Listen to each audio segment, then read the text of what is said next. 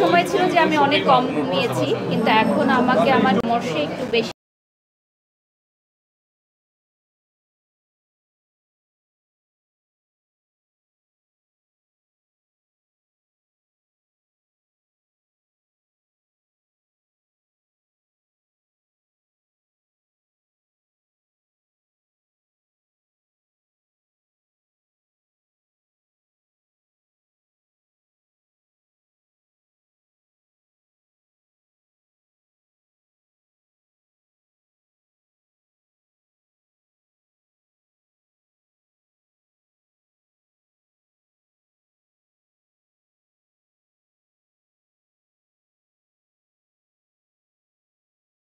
না, একটা মানুষের সাকসেস তখনই হয় যখন তার লাভার্স থাকে অ্যান্ড হেটার্সও থাকে।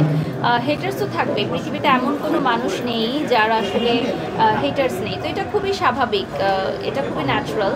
এবং যারা আসলে একটা সময় হেট করতো তারা বিভিন্ন কাজের মাধ্যমে আমার তারা আবার ভালোবাসার মানুষও হয়ে গেছে। অনেকেই আছে যে যারা হয়তো আমাকে আগে অপছন্দ করতো, আমার বিভিন্ন সময় আমার কাজ দেখে আবার আমাকে পছন্দও করেছে।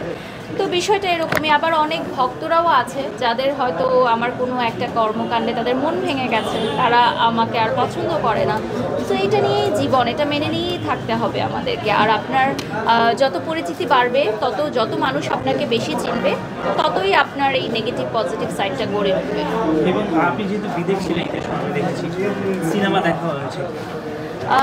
সিনেমা দেখা হয়নি, কিন্তু আমি বেশ কিছু প্রমোশনসের জন্য ডাক পেয়েছিলাম। ইনফ্যাক্ট আমাদের কিছু প্রিমিয়ার শোয়ের জন্য ইনভাইটেশন এসেছিলো, বাট আমি দেশের বাইরে থাকার কারণে অ্যাটেন্ড করতে পারিনি। বাট আমার হাজব্যান্ড সিনেমা দেখেছে, শাকিব খানের সিনেমা দেখেছে, সে বরাবরই দেখে শেখার জন্য, দেখার জন্য নতুন কী আসছে আমাদের ইন্ডাস্ট্রিতে। তো সে বলেছে যে চমৎকার হয়েছে তাণ্ডব। আপনি শাকিব খানকে পছন্দ করেন বলে কি ভাইয়া শাকিব খানকে ফলো করে?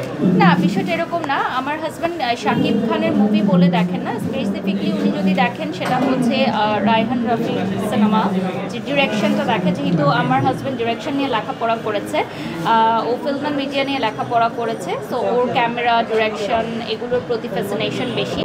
তো ও দেখে যে টপ র্যাঙ্কিং সিনেমা কী কী আছে, সেগুলোতে আসলে ক্যামেরার কোয়ালিটি, কাজ, এগুলো দেখার জন্য আসলে বেসিক্যালি যায়, নট যে আর্টিস্ট ডিমান্ড। কেমন লেগেছে সাকিবের একটা গান? বরাবরই ভালো লাগে আমার। সবার জন্য শুভকামনা রইল। ওনার সিনেমা তো সবসময় হিট, তার পাশাপাশি যে আরও অনেক সিনেমা এসেছে, নতুন হিরোইন তৈরি হচ্ছে, এটা খুবই আশাবাদী আমি। এবং যারা হচ্ছে নতুনভাবে সিনেমা জগতে আসছে তাদের জন্য আমি শুভকামনা জানাই।